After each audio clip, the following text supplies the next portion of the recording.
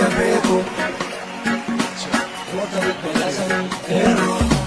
Dintuuraaf dalagduu magariisa Dinkan koo adda bilisummaa Oromoodha Dhaabni kan koo Gargara urjiirtuun biftuun odaadha Mallattoon koo waraana bilisummaa Oromoodha Hiriirri koo siinan ta'ee lola diinaa Lubbuu fi sodaadhu Hinafu yoomuu jira si biraa jajjabii jabaadhu Hinafu yoomuu jira si biraa jajjabii jabaadhu Kaatu wala boontaa al argataa jabaadhu lammiiku Absuutu furmaataa jabaadhu lammiiku Absuutu furmaataa Sochootu sochooftaa mirga argataa jabaadhu lammiiku Absuutu furmaataa jabaadhu lammiiku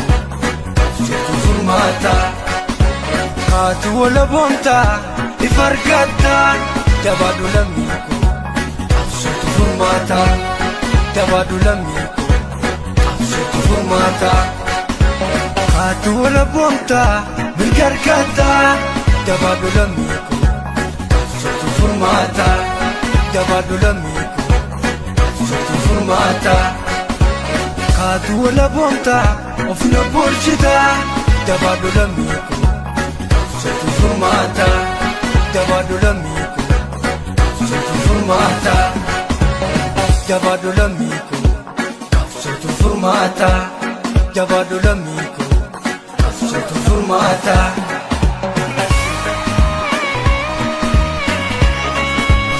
Absuutu furmaataa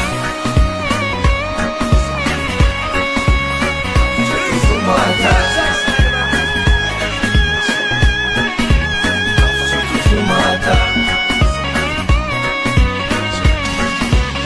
Absuutu furmaataa Dintuuraaf dalagduu magariisa Dinkan koo adda bilisummaa Oromoodha Dhaabni kan koo Gargara urjiirtuun biftuun odaadha Mallattoon koo waraana bilisummaa Oromoodha Hiriirri koo siinan ta'ee lola diinaa Lubbuu fi sodaadhu Hinafu yoomuu jira si biraa jajjabii jabaadhu Hinafu yoomuu jira si biraa jajjabii jabaadhu Kaatu wala boontaa al argataa jabaadhu lammiiku Absuutu furmaataa jabaadhu lammiiku Absuutu furmaataa Sochootu sochooftaa mirga argataa jabaadhu lammiiku Absuutu furmaataa jabaadhu lammiiku Absuutu furmaataa Shama harka fuunee kabajamtoota daawwattoota walabummaa News Network. Kun qophii keessummaa keenya. Qophii keessummaa keenya irraan Jaal Faaxumaa Ahmad qabannee dhiyaannee jirra. Egaan aga xumura sagantaa keenyaatti nu waliin akka turtan kabajeerra.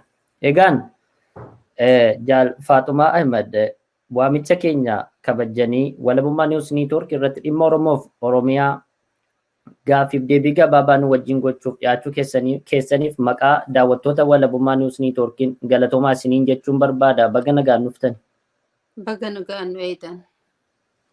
Ayyee egaa yeroo gabaabaa qabnu waliin kallattii dhumaanii gara gaaffiif deebii keenyaatti ceenaati. Mee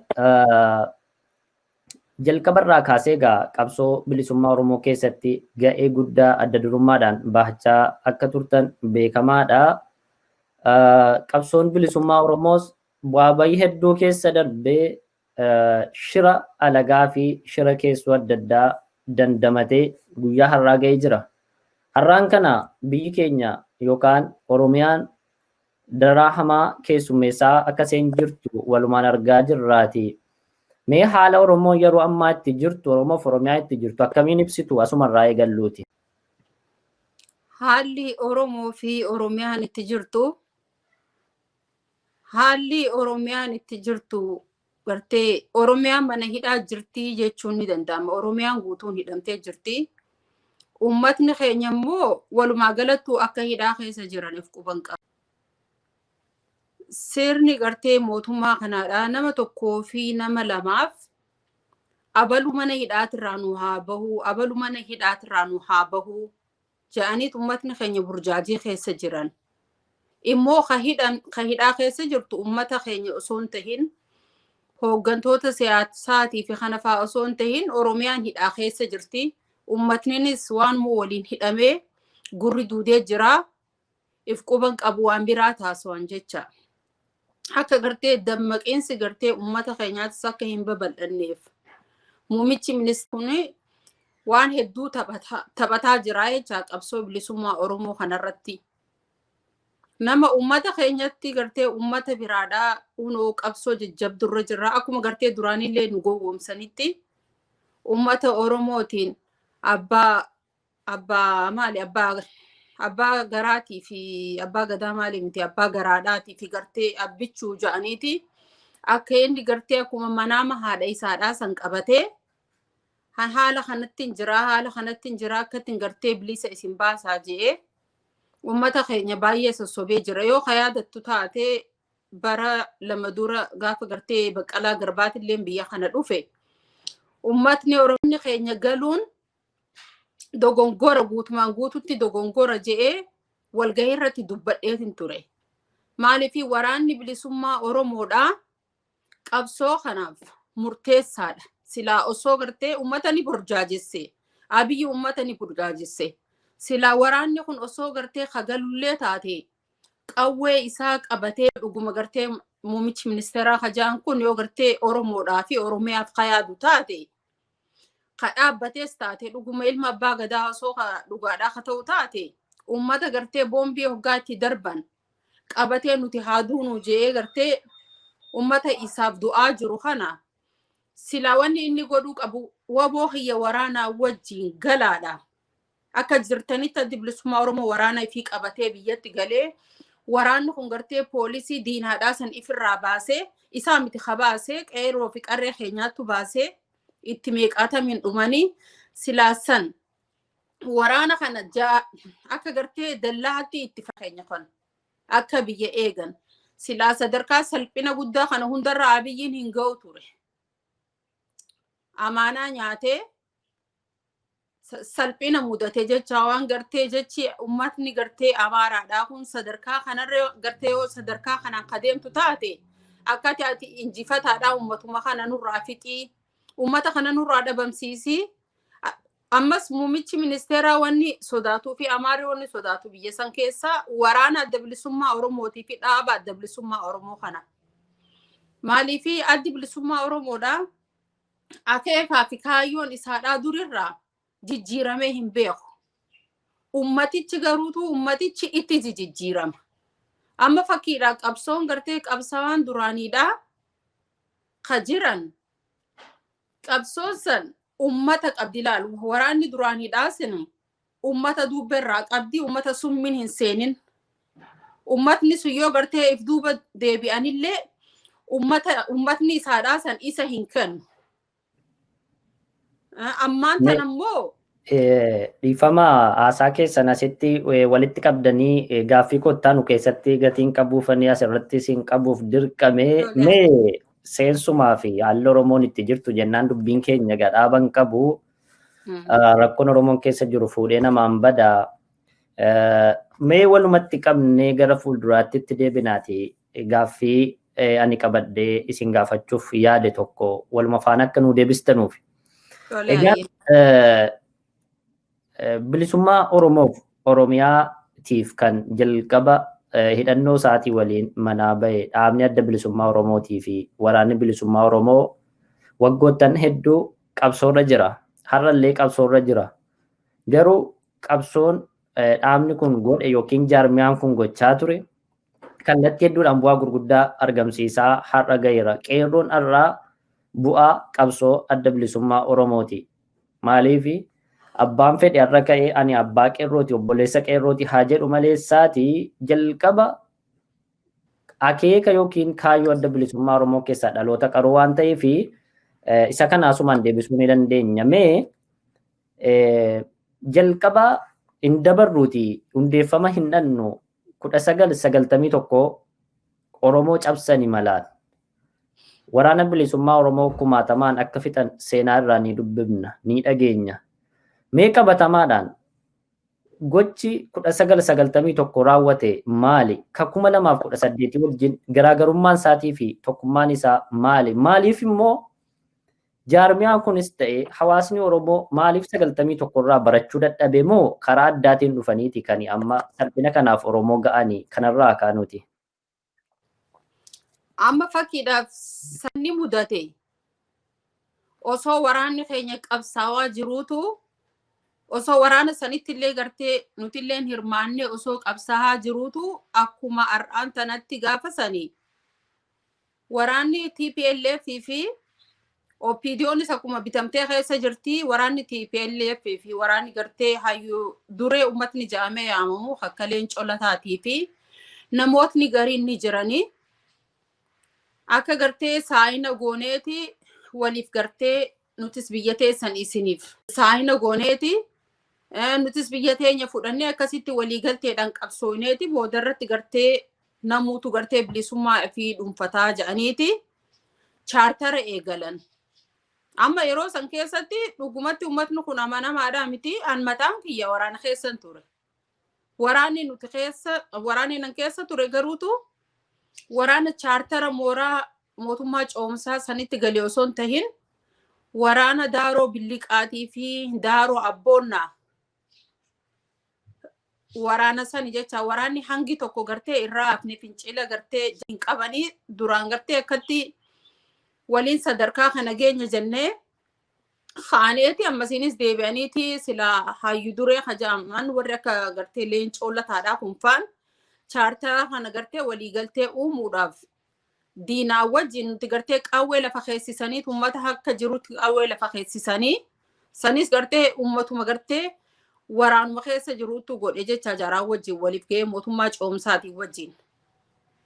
Nuti akkasitti daaroo abboonnaatii fi daaroo billiqaa osoo taa'utti jirru booda hunoo waraana keenya akka jirutti duraanuu qawwee irraa fudhatanii jiranii duraanuu qawwee lafa keessisanii jiranii ifiif qawweedha qabanii booda akka jiranitti waraana achumatti fixan irra guddaa achii daaroo abboonnaatii fi kaanis daaroo billiqatti gurbaa tokkotu jira waardiyaan duraanuu gartee nuti qophiirra jirra hangi tokko hangi hafnesan amma waardiyaa duratti dhukaasni osuma gartee dhukaasni akkanaadhaa kunni jiraata jaanii osoo hin eegin waardiyaan duraa biiflee dhukaasaadha argan abbaa buttatti dhufee himee abbaan buttaatis huno gama gartee gubbaatiin gama daaroo billiqaatiin illee gartee marni keenya akka jirutti dhumee jira waraanni qawwee lafa kaayee galee dhumee jira khaaniinis jalaanis gubbaanis marsanii jiranii bakka gartee diinagdee rasaasni keenyaa fi gartee qabeenya keenya illee ka jiru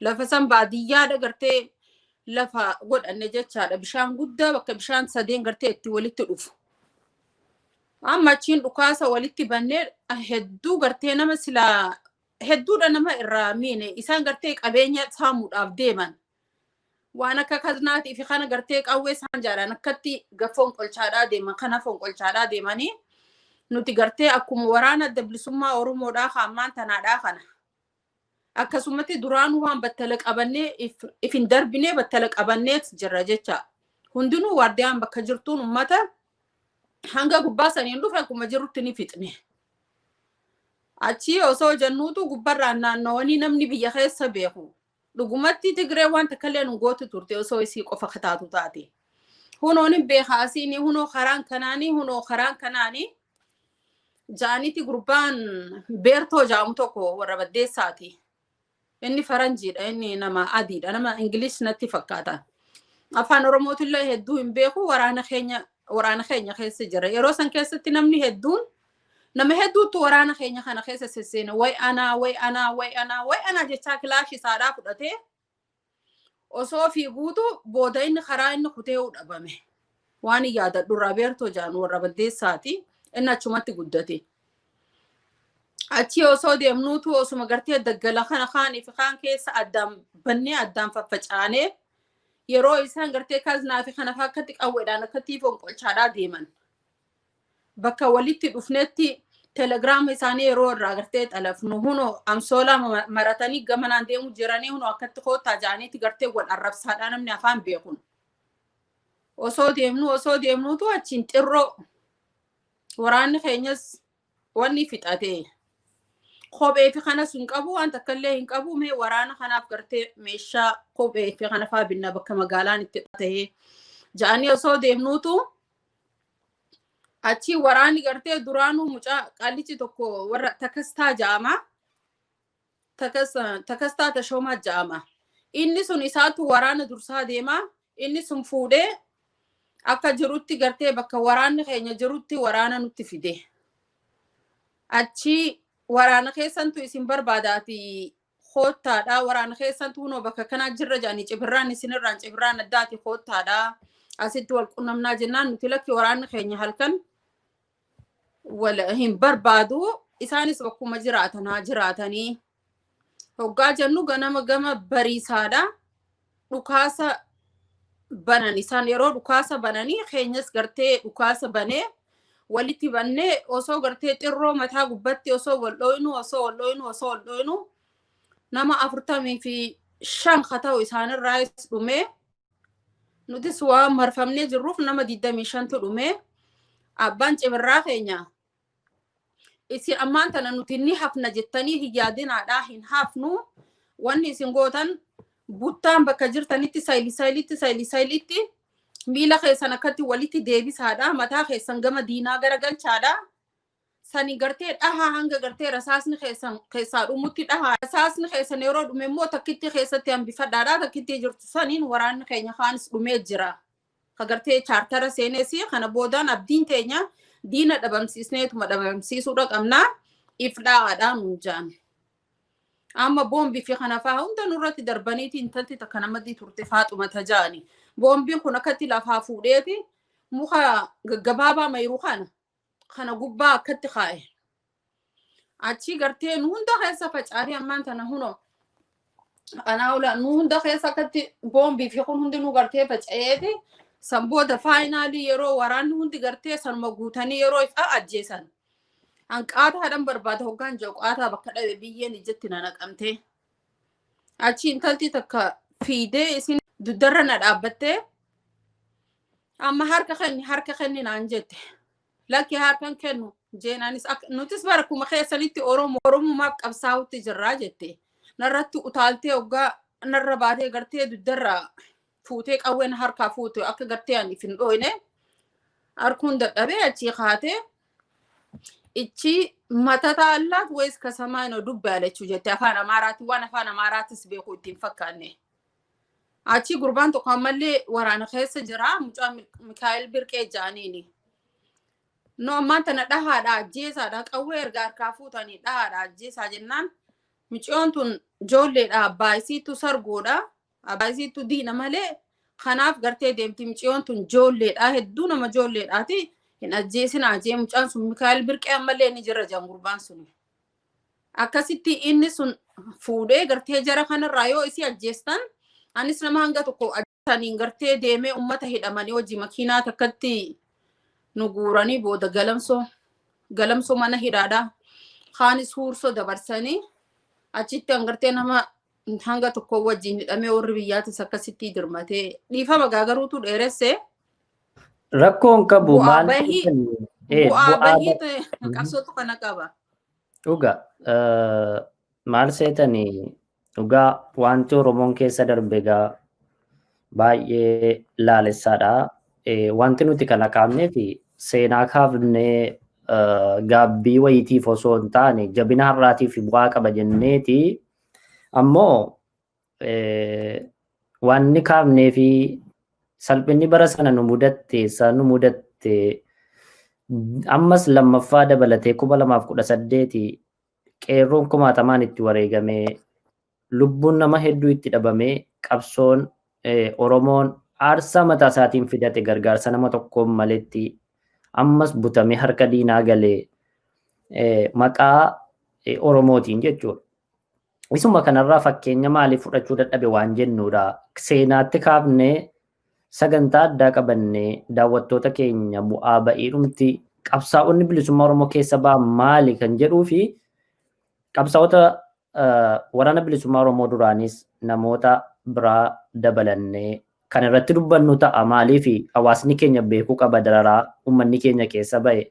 Akkuma har'aa carraa arganne carraa miidiyaa carraa aksesii adda addaa argannee akka feene dubbannee arrabaa wal cabsinee gandummaan wal raatessinu kana miti qabsoon bilisummaa Oromoo waan hamaa keessa ba'e kanaafanii kan irra deebisuun keessanis gaariidha.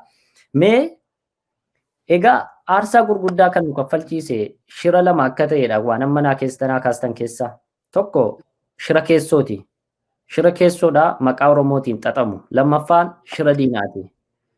Caalaatti ulfaatee kan salphina keenyaaf sababa ta'e deddeebi'ee marraa 2-3 shira keessoodha.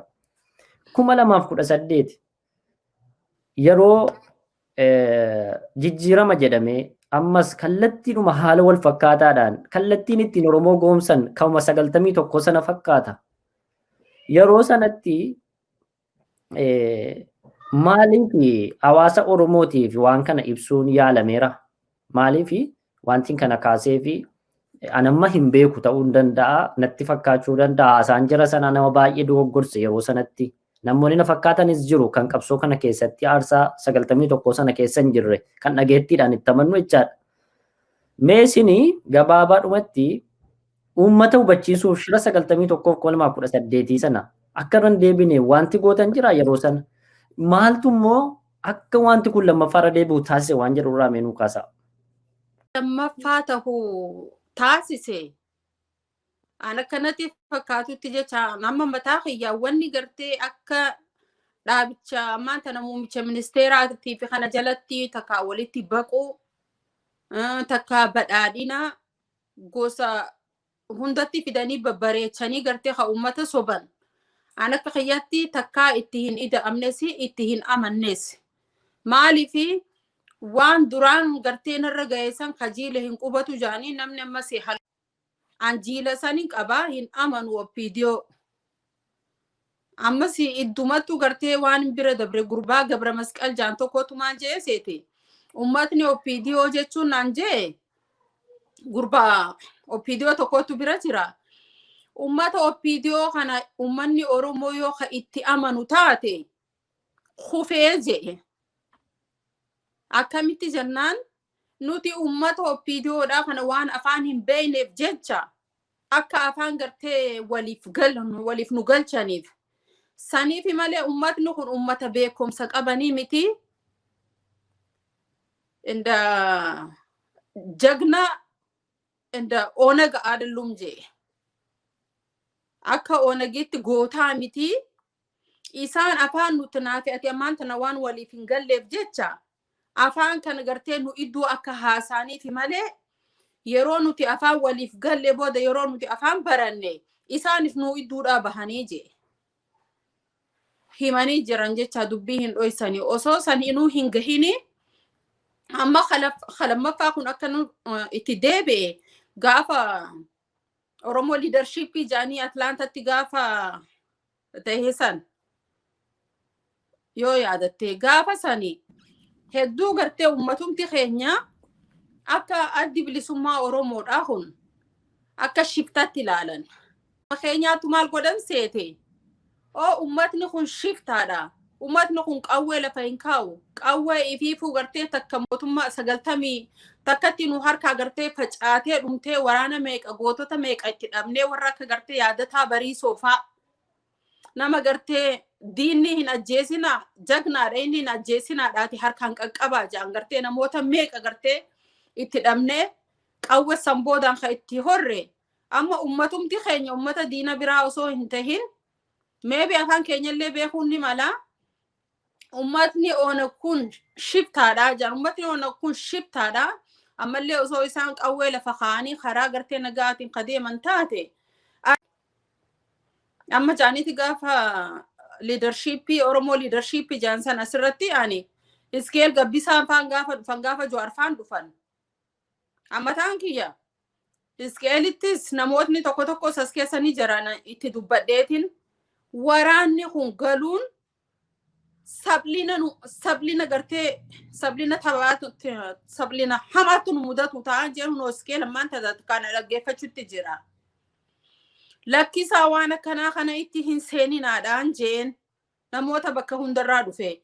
Yeruma sanuu waraqaan gariin gartii qophooytee waraqaa sanirratti namni waliif galuu didee akkasitti walgahiin sunis irra utaalamtaa biraadhaan gurbaa san gartee OPDOllee haa ta'uu bakka irraa fidan hin beeku walaloo hin yaadamin walaloon achirratti qophaa'ee hagartee addi bilisummaa Oromoodhaa itti cabu namootni hedduun qopheessanii akka gartee xureessuudhaaf seenaa adda bilisummaa Oromoodhaa xureessuudhaaf aboo hunoo akkanaa kun ummatni akkanaa jee walaloo achirratti dhaleessee walaloo gartee taa arrabsitu taa adda bilisummaa Oromoodhaa arrabsitee gartee nama jibbisiistu akka gartee ummatni jibbu ummatni adda bilisummaa Oromoo yeroo dhalatanis yeroo du'anis adda bilisummaa Oromooti ifirraa haquu hin danda'ani garuu walgahiin guddaan sun ta'eeti sanboodaan okke isaan nu keessaa hafanii waliif galanii nu wajji waliif galanii ta OPDOdha wajji waliif waltahanii biyyatti galuu didanii jiranii dhaabni hundinuu walii galee jira addi bilisummaa Oromoodhaa didanii jiranii qawwes lafa kaa'u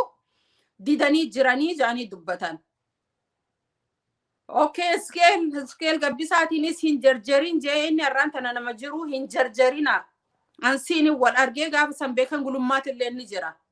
Gurbaan sunilleen hanga tokko mormee jira. Wanni kun haalli deemaa jiru kun naannee jeeti mormaa ture. Beekan gulummaadha. Haalli kun naaf hin taanee jee. Irra deddeebi'eetiin iskeel gabbisattillee itti hime akka nama maraateetti irra deddeebi'oonni kun nu facaasuuf deema jee. Akkasuman Johaarittillee amma yeroo duraatiif garteen OMN ijaafi gurra keenya jee kan hin baase har'aan tana Johaar lubbuudhaan jira ana jechaadha. Amma maalin jeen Johaarin illee please jeen galatoomi. Qabsoo akkatti qeeroo akkatti kaasnee qabsoo karaa qeeroo karaa meeqaan garteen illee itti dubbadheetiin jira karaa meeqaan namootni hedduun ni beekan jecha hanga gartee imimmaan buusee qeeroo ka'a qeeroo qabsoo teenya tanaaf ka'a namoota hedduu itti wareegamee namoota hedduudha itti dhabne akkanumatti gartee qabsoon teenya tun lafatti hafuu hin qabdu. Jennaan bar shaneen qawwee lafa kaa'uu diddee jaan qawwee lafa kaa'uu hin qabnu daranuu hidhachuudha qabna. Amma walgahii biraadhaa ka Atlaantatti ta'ettillee deemeetiin gurbaa tokko xiqqaa tokko ka Johaar Muhammad abbaa keenya jee alaabaa qabatee deeman agarsiiseetu walgahii guddarratti irbuun si haa qabdu. Ummata Oromoodhaa kaas keessa agartee shira xaxxan. Please dhaabaadhaa alaabaa kana yoo qabannee dhaaba tokkicha kana qabannee nuti hundinuu waliif yoo hagallu taate nuti hundinuu injifataadha. Namni tokkollee nurraa hin dhumu.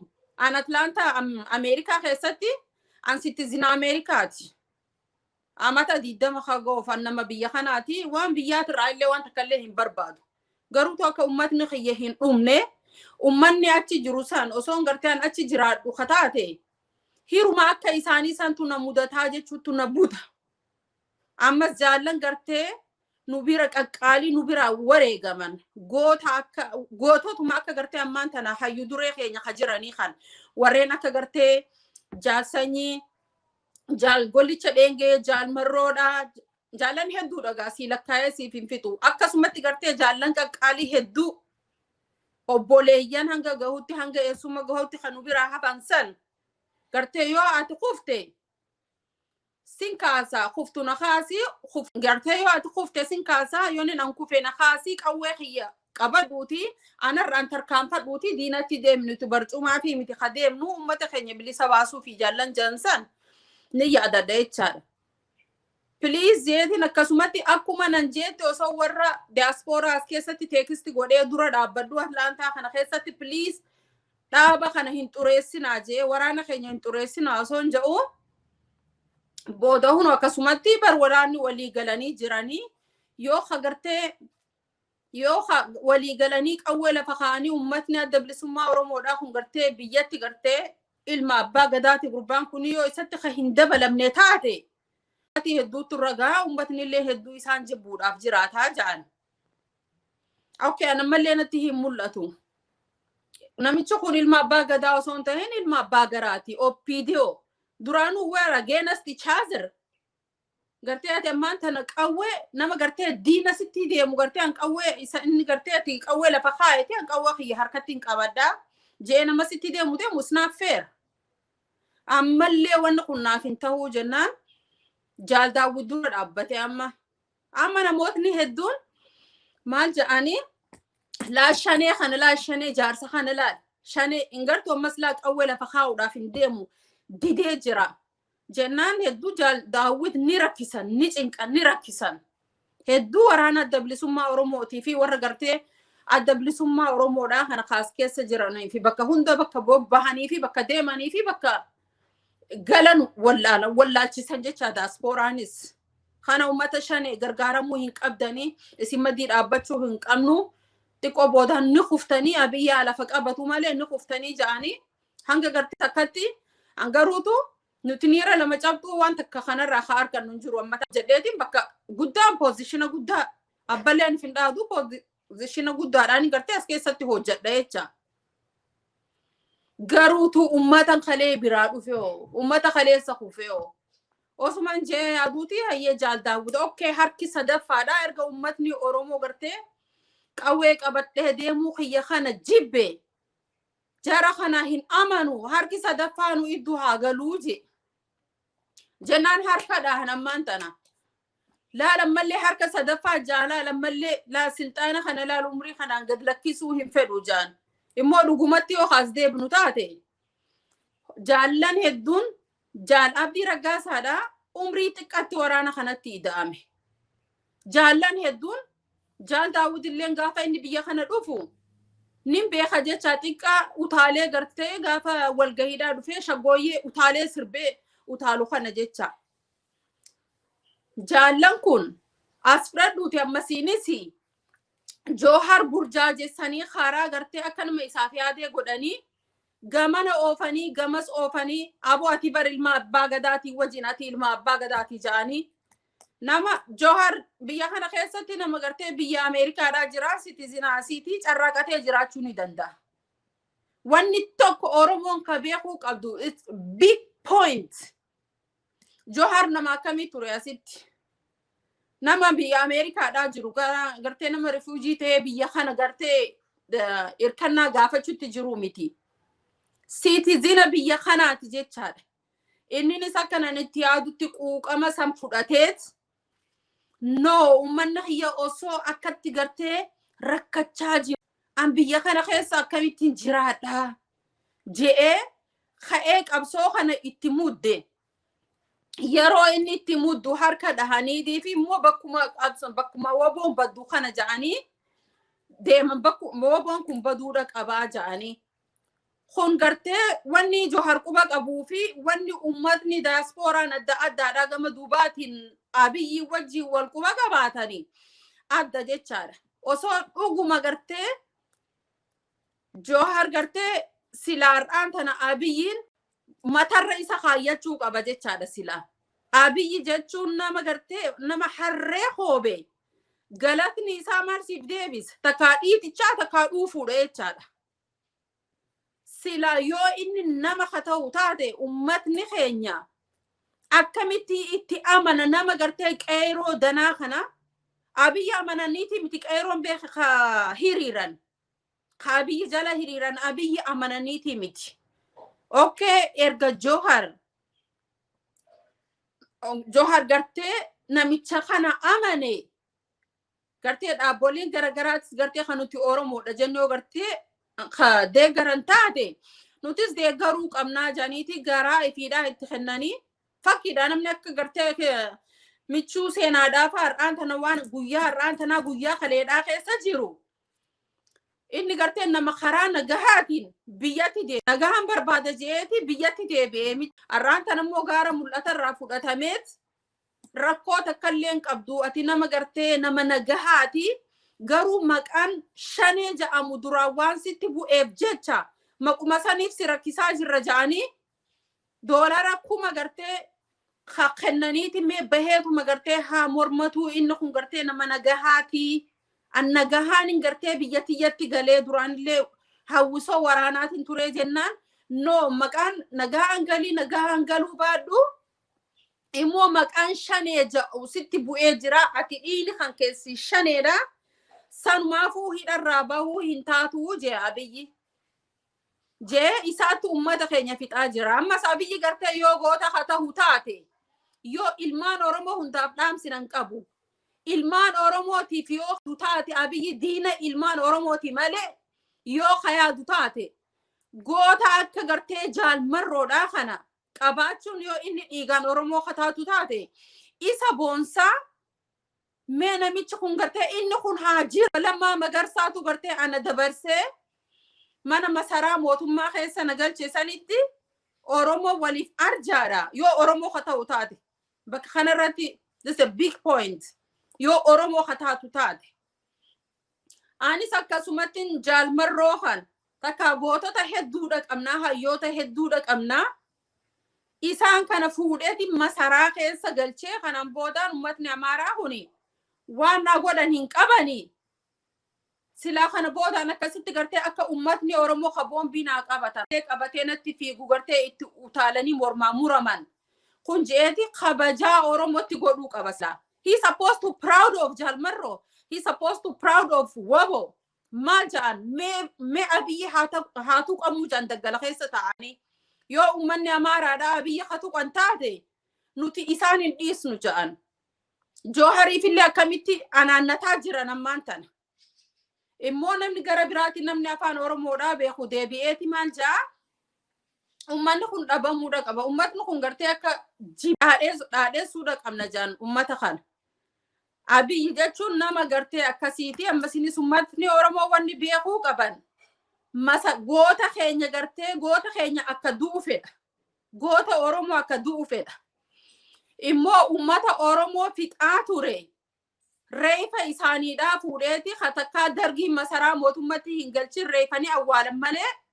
manatti hin galfatanii masaraa mootummaa keessatti awwaallati Abiyyi ol fidee jecha alatti quudhuu dadhabee keenya immoo daggaluma Oromiyaatu itti quudhuu dadhabeeti Joohar akkasitti kaleessa isaaf tahee kabajaa isatti godhee isaan ummata Oromoo keessa bobba'uu faraqaa Joohar ummata Oromoo keessa bobba'uu dandahee kabajaa isaan harkate sanii har'aan tana Abiyyi akkamitti isa laala appreciate godhuu hin dandeenye appreciate illee hin godhin ayyee biyya kanatti galtee jirta kootuti taa'iti biyyuma kana keessa taa'iti mee deddeemiti dalagadhu jee hojii mootummaa takkarrallee osoo isa kaa'e garuutu atis awwaalamuu qabda haa caalu yoo haa caalus gartee haa ajjeese Abiyyiitu namni fagorraa akkaataan inni itti du'e nama waraana keessa ture akka haa caaluun yeroo reefa isaa laalu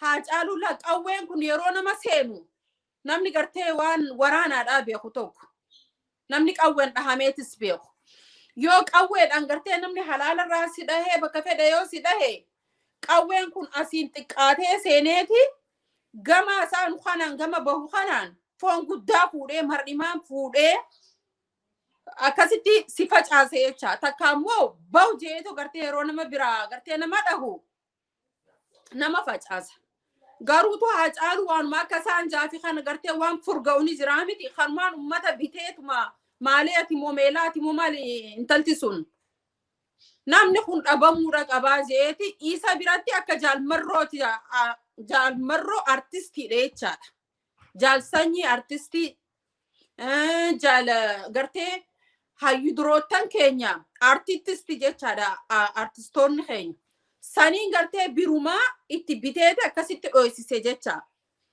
ammasiinis karaa biraatiin mee wanni ni yaadadha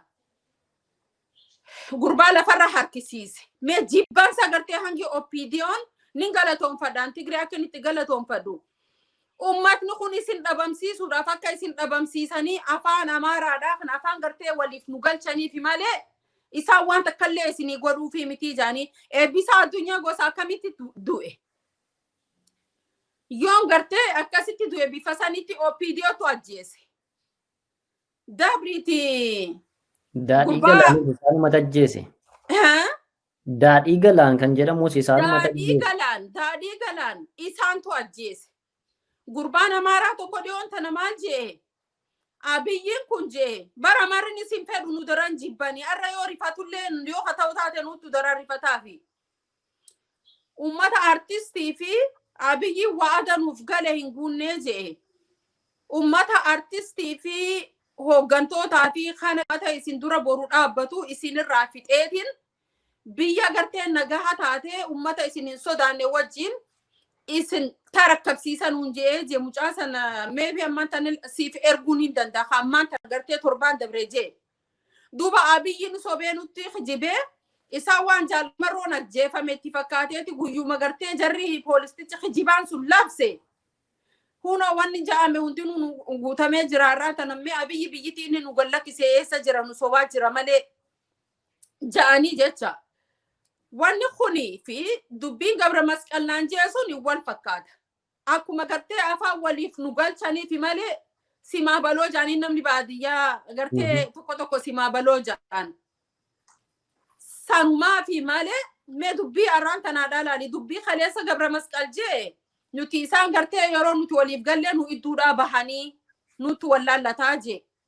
Arrammoo ummatni Amaaraa maal jaanii ummata hunda yeroon isinirraa an yeroon tiyyaa urumtee lafa isin kaaheetin lafa kaaheetin silxaana kiyya lafa kaahee silxaana hin qabu lafa gartee isin tarakkabsiisee akkasitti deemaa je'eeti wal bira fidiiti ilaalmee dubbiin tun akkatti wal fakkaatu. Akkaataan ammas artistiin keenya Opiidiyoon itti ajjeeste.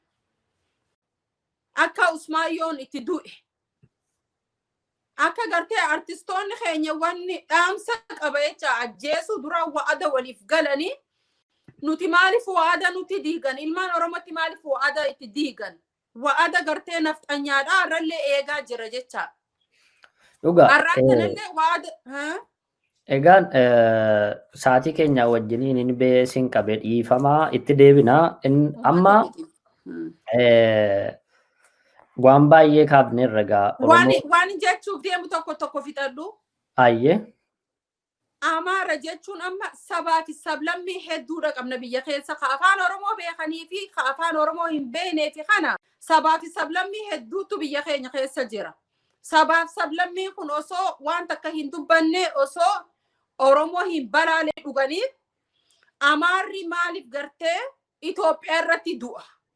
Maaliif Itoophiyaa gartee Itoophiyaa jaanii gartee Itoophiyaa agaree jaanii wanni isaan du'aniif me Tigraay biyyiti Tigreetiin Tigraay jaamti. Biyyiti Oromoodha Oromiyaa jaamti. Biyyiti hundi osoo akkatti qabdu biyyiti jaamtu hin jirtu. Amaarri akka sababu seaweed bishaan irratti mayreeti. Biyya hin qaban Itoophiyaa jechuu malee waan biraa waan ittiin yaamaman hin qabanii saniif jecha gartee ilmaan keenya fixaa jiran obboleeyyan keenya fixaa jiranii abiyyis gartee osuma jibbaniitu akka gartee sibiila wanni dha way hin cabsan akka muka jallaadhaa godhataniiti akka muka jallatti itti fayyadamu jiran because Itoophiyaa namni dhabuu hin dandeenye Amaara qofa. Biyyiti Amaarri gartee biyyiti Amaarri qabu hin jirtu. They are seaweed. Sababu bishaan irraa dhaahana. Irraa yoo hin qaban jechaadha.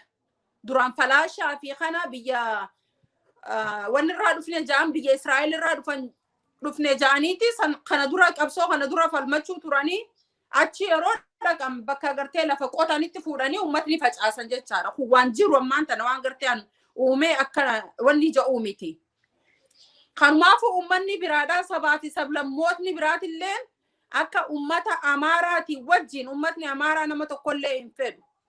Akka gartee Oromoodhaan wajjin dhaabbatanii falmatan isaaniif irra sakhannaaf. Maaliif Itoophiyaan nama tokkollee hin miitu. Itoophiyaa jechuun akka gartee ummata gartee seaweediidhaaf ummanni seaweediin gartee itti fayyadamtu jecha. Muka gartee akka alaabaa itti hidhanii yoo gartee Itoophiyaa kana qabatanii hin dhaabbanne akkuma gartee alaabaan ni kuftii miti. Akkas jechaadha isaanii dhiifama sitti dheeresse. Rakkoon qabu itti deebinaamee gaaffii xumuraa haa taatuuti waan baay'ees ta'etu daawwattoonni keenya mee waan qabsoo bilisummaa Oromoo keessa alagaa keessoodhaanis shira adda addaa ijaaree Oromoodhuma horiin bitee nutti bobbaasaa ture. Durirraa kaasee seenaa baay'ee qabna. Isa kana waan baay'ee jetteef yeroo baay'ee itti deebinee ni mari'anna. Mee sana keessaa baaneetu waa guyyaa har'aa daqiiqaa muraasaaf waa jechuu yaalla. Amma biyya keenya keessatti Oromiyaa keessatti Oromoon akka bara kanaa akka sa'aatii har'arra jirru kanaa salphatee hin beeku. Ajjeefamee bosonatti gatamaa jira. Mana hidhaatti dararamaa jira. Bakka fedhetti mana nama dhuunfaatti illee hidhamee namni baay'een namni maqaa Oromoo qabu baay'ee itti dararamaa jira. Isa kana Oromoon tokkummaa irratti ka'ee qabsoo isaallee galee jira gara fuulduraatti itti fufuuti. Utubaa qabsoo kanaa immoo kan ta'e waboodha. Akkuma jalqabarra jenne warri kaleessaa hidhannoon nu barbaachisu har'aa kaafnee bilisoomneerra qabsoo bilisummaa Oromoo karaa nagaa xumurreerra goolamneerra namni rasaasa baate raasa keessa deemu nuuf kan deemu hin jiru jedhamee warri labsan dhiifama guddaa gaafatanii jara kan addatti baafnee ilaaluun dhaaf osoo hin taane seenaa kaafne nuti wanti daawwattoonni keenya hubachuu qabanii ammoo hundi nama biyyoota alaa keessaas warri kanaan dura waraana bilisummaa Oromoo irratti duula gurguddaa geggeessaa turan har'a deebi'anii sagalee waraana bilisummaa Oromoo ta'anii kallattii adda addaatiin waamicha gochuu irratti argamu agalatoomanu akkuma kanaa itti hufanu dhugaan bultee ni mul'atti nutis kanumaaf dhugatti argine jechuudhumaa fi mee guyyaa irraa kana waraanni bilisummaa Oromoo lubbuu isaa tokkittii qabu aarsaa gochuudhaan uummata isaatiif bosona jira. Daaraa guddaa keessummeessaa jira. Diinaa wajjin waraana gurguddaa keessa jira. Seenaa keessatti eenyullee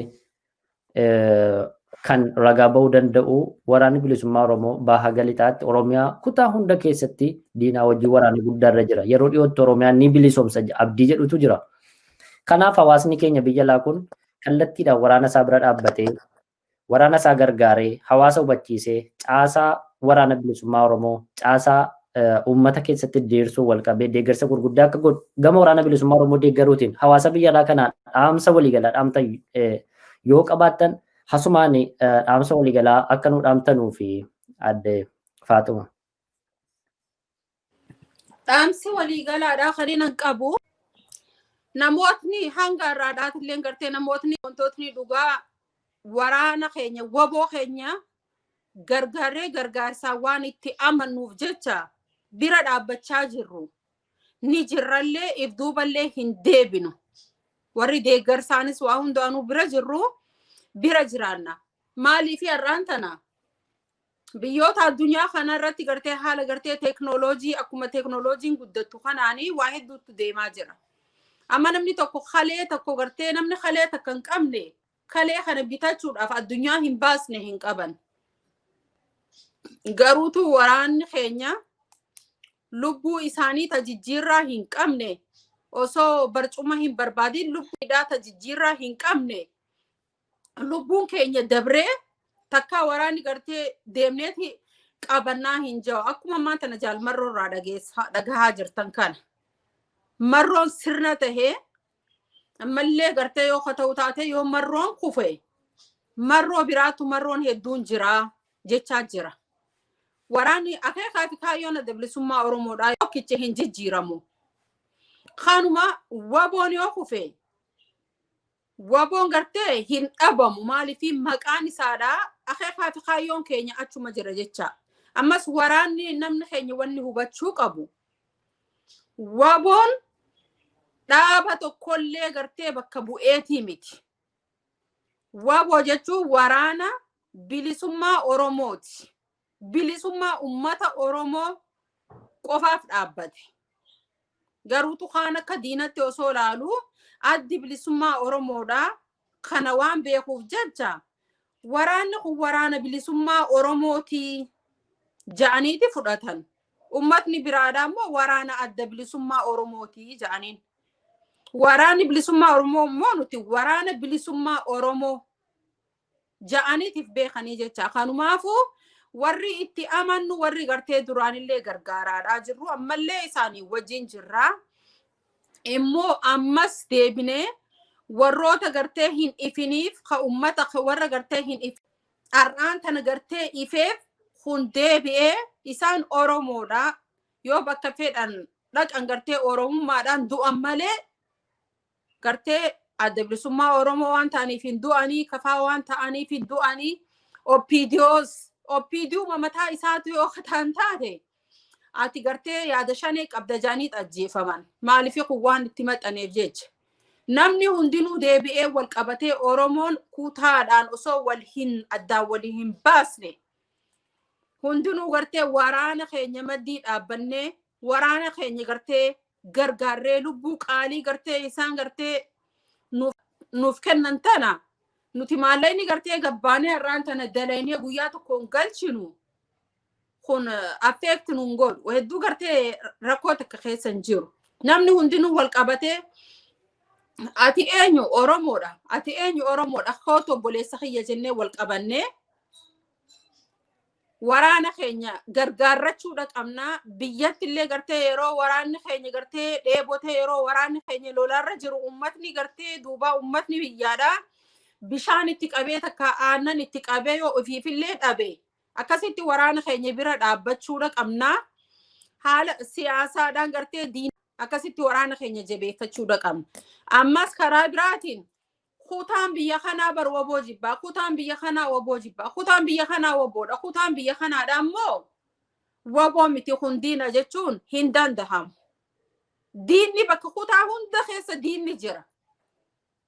Anama fakkiidha Harargeedha. Harargee keessa namni gartee ati bar shanii naan jedhu ni jira. Arsii keessallee nama arsiitiin akkas jedhu ni jira. Shawaa keessallee akka gartee akkasumatti nama shawaa keessa arrabsu. Kutaa 11 hunda keessa. As deebiiti immoo Jimma sabboontota hedduudha qabna. Ka gartee nu wajjin wareegamellee hedduudha qabna. Immoo Abiyyi achitti dhalateef jecha Jimmaa bakka bu'u Abiyyi. Diinuma gartee bakkuma dhalate san gartee miidhe malee achuma keessaan gartee diinni dhalate malee diina gartee warra Jimmaa bakka bu'uu hin danda'u. Namni Jimmaa hundi gartee isin kuuloodha jaanii namni gartee jechaa waliin tuquun sun haala gartee diinni including Abiyyi ka gartee haala kana divide and rule jedhanii akka ya Harar qottuu ya Shawaa ya Wallagga Amaaraa ya Baarree jedhanii akka gartee dargiin itti fayyadamaa ture kun expired ta'ee jira. Kun ammaan tana hin dalagu kana boodaan hin dalagu warraan tana diddamii tokko jirra jecha jaraa diddamii tokko jirra kanumaafuu sun hin fayyadu. Ilmaan Oromoodha osoo Abiyyiitu waanuuf godha osoo hin jenne nuti har'a Oromoodha jenne yoo Abiyyiin bira dhaabbanne Abiyyi ol nu ni naqaa yoo gartee nuti warra Jimmaati jenne if bira ni ol ni seensisa. OPDO'n tokko har'aan tana nuti yoo Oromoo jenne ija kamiin nu laala. OPDO'n kun immoo ammas afaan Oromoo dubbata malee Amaara moo Oromoodha way dhiiga DNA isaadhaa harkistanii ilaaltanii kanumaafuu Oromummaa qofaan waliif haa firoomnu. Abiyyiin Oromoo saplisuuf hedduu hidhatee jira. Oromoo hin fedhu dhugumatti akka gartee akka nuti koronaa vaayirasii hanga inni Oromoo jibbu koronaa vaayirasii hin jibbinu. Maaliif survive ta'uu ni dandeenya jenneeti laalla jecha amma fakki ijoollee biyya Arabaadhaa kana biyyiti biraadhaa nama ifii fudhatteeti biyya ifitti galchatti. Even Tigraay tunuu hanga gartee hanga xiqqaa san keessatti ummatni xiyyanaa haa dhufuu jedha jetteeti ka inni itti qabsaa'uudhaaf taa'u kana gaafachaa turte jechaadha. Just humanity namni waan biraa Oromollee hin tahin inni humanity qabaachuudha qaba. Salphina isaati kuni osoo biyya san keessatti namni tokko gartee uffata takkaan amata tokko biyya Saawudii san keessatti osoo isaan miidiyaa keenyaaf dhaabanii osoo isaan gartee biyyatti galanii gartee biyya teenyatti galee biyya teenya gartee biildi goona ja'anii akka gartee eenyusi namicha ilkee kalaadaadhaa san Shimallis Abdiisaadhaa san amma Shimallis Abdiisaadhaa dhiyoon tana maal fudhate badhaasa fudhate maaliifi qamadii oomishuudhaan jeeti badhaasa fudhate. Ummanni keenya immoo biyya Saa'udii keessaa nyaata guyyaa sadiifaa keessatti harkataa sanuu wal saamaadhaa nyaatan. Tortoraniiti gartee wal jibban hanga haadhaa fi abbaan achi keessa wal jibbuu hanga ilmaan fiidhaa silaa osoo kanaa jaanarraa darbanii jaanii tortoran jecha. Namni immoo biyya Saa'udii san keessa abbichuu akkana hin godhina namoota meeqa kamana hidhaa san keessa jiru. abbichuu akkana hin godhina abbichuun bar keenya jaaniiti kabiraadha abaaraadha abbichuu san eebbisan inni immoo isaan sun yoo dhumani oromoon irraa sablattii je'ee fudhateeti garbuu shimallis achi keessaa itti badhaasamaa jiru sani maal garbuudhaa miti qamadii amma dhugumatti qamadii yoon kanin argu taateen hin beelaa'u jechaadha maaliif erga oromoon itti hubatee oromoon jibbee oromoon gartee waan isaan keessa jiran waan isaan tahan gatii hubateef jecha ammaan tana oromoo jaanii as deebi'an waan tokko garuutu warri gartee dhaamsa warri OPDO keessa jiru kaleessa waboo taatanii ar'aan tana OPDO taatan taayee danda'aadha kanafaa umrii dheeradha warra mas hangaasaa Ibrahim rabbiin isinin ajjeesin silaa kaleessa akka biyyatti galtan sanitti osoo haduutan taate guyyaa goototaatu isini kabajama ture silaa guyyaa goototaatu isini kabajama ture ammas Mustafaa Jaarraadhaa areeda dheeresseeti Assalamu alaikum warahmatullahi wabarakatuh abbichuu waan dalage agartanii miti jee harkadha Mustafaa Jaarraa tana durallee si arrabseetin nama manguddoon gartee natti dubbattee maaliif qaalicha kana arrabsita namichi kun bar waboo keessa ture jaan immoo warri gartee adda bilisummaa Oromoo keessa duraan ture dhaaba kana keessa ture arraan tana dhaaba kana dura dhaabbatu rakkoon isaanii kaleessa dhaaba kana keessatti dogongora hedduu godhan nama fixaniitillee jira arraan tana namni hedduun asirra ni jira namni dur waraana keessa ture naaf haa himu badii isan yoo gartee Oromiyaan bilisoomte badii keenya sun hundinuu nutti gabbaati dhiini akka gartee burisoo warra gartee burisoo baruufaa gootawwan dhuman gartee rabbi haa araaramuu fi ka ajjeesan boru obboleeyyantu jira Oromootu jira isaantu nu gaafata ja'aniiti badii saniifi malee dhaabni keenya waraanni keenya dogongora akka hin qabne ni beekan garuutu yoo isaan injifatanii lubbuun bar ni duutii bar gaafa azalli ga'e amma ni duutii bar ammata miliyeena tokko hin jiraataniiti in kijibina abiyyis akka isin kijibdan ni beeka kanan dhaamsan isaaniif qaba jechaadha warra gartee OPDO keessatti jiru warra akka taayee danda'aadhaafa kasila guyyaa goototaa jennee mataa keenya gartee kattoonni jennee sa'aa teenya gubuufiif sila teenya turre sila akkas taanaaf turre ayya dhaamsa guddaan isaanii qabu kana mas Mustafaa Jaarraa please Mustafaa Jaarraadha taa immoo ni jiran gootonni kaati gartee yeroo ati itti bilbilte misenjaraan gartee yeroo sitti bilbilanii nama biraa seetee seensistee maqaa isaaniidhaa yoo feete maqaa isaaniidhaati sillee gartee waan ati hojjette hundaa'u asirratti siif hin saaxilin si dhaaba jecha balleessite Oromoon dhiifama beeynaati dhiisaa waraana keenya dura hin dhaabbatina dhiisaa ummata keenya hin burjaajessinaadha maaliif yeroo namni gartee bilbila biraatiin isinitti bilbilate hayyee kootaa seenaa laayifii jettanii hoggaa nama san ta'u nama iccitii keessan beeku ta'uu beetanii irratti gartee cuftan taraa ganaadhaan namicha san fudhadheetiin dhufee namicha sanii wajjin haasoyna jecha nama akka gartee isaan nama gartee biratti fixan isokkee dhiifama gartee gumaa taatu isin gargaaree kafallaati namoota gartee karaa biyya Somaaleetii fi maalitti fixan sanii dhiisaa doo wari ammumaan tana ummata hin burjaajessina diina gartee adda bilisummaa Oromootitti hin godhina malee kuni abbichuun keessanii boru deeman inni kuteetu jira manaamaatu achi jira minilik gartee minilik askireena minilik san jechaadha abbichuun ammaan tana isa qofaatu achi keessa dhaabbata isaatu irra jiraataadha wanni bar haa caaluun bari farda siidaa dabaleedhaatti bar abiyyiin ajjeese farda gartee farda siidaa dabaleedha kaminil farda hin beeyne harreedhaan biyya teenya dhufee ka mana fincaanii hin beeyne akka itti fincaa'u gartee haa agarsiifatan mee maaliif arraan tana amaarri pooppoo manatti galfatee jaati xiinxalaatiif laala maaliif pooppootti fincaanan maaliif gabbaanii hin fincaan ummatni Oromoodhaa maaliif muka kana keessa deemanii fagaatanii fincaanan osoo addi bilisa osoo waraanni keenya kawaanama godhu taate ummanni muka keessa deemee hin fincaanu gama baadiyyatti sagaraa hin bahan. Ummanni immoo maaree maal waan waraabessu waan guyyaa balleessee fi halkan balleessee guyyaa muka oolaa ja'an. Amaarri pooppoodha qaba. Amaarri pooppootti fincaana. Oromoon gabbaheeti muka keessa deemee fincaana. Maaliifi qeerransaatu adurreetu maaliif akkatti wanni anfarroo kan akkana goggootaa jennaani eessuma kiyyaatu gaara jiraa jee. Isaan boona jecha isinis akkas ta'uudha qabdanii please Mustafaa Jaarraa again and again fi ammasinis gartee ummatni dhaaba kana dura dhaabbatanii akka ummatni jibbu gootan dhaabbadhaadhaan isiniin ja'a. Maaliif aan Ameerikaadhaan jira an jiruu tanan jiraachaatiin jira wanta kallee bu'aa takkallee hin barbaadu. Wanta kallee biyya keessatti waan hin dhaabbadhu qabu niira lama cabxuu hin barbaadu waraana kiyya gargaareetiin bira dhaabbadha malee garuu